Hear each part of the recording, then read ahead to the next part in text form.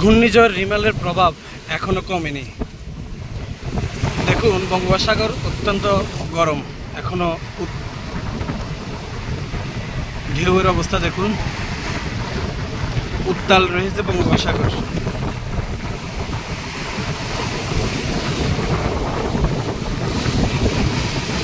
প্রচুর পরিমাণে বাতাস বইছে, কিন্তু ঠান্ডা পড়ছে না।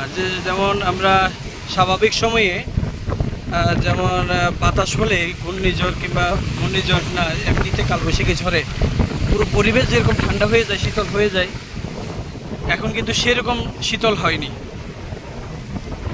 সাগরের অবস্থা অত্যন্ত উত্তাল।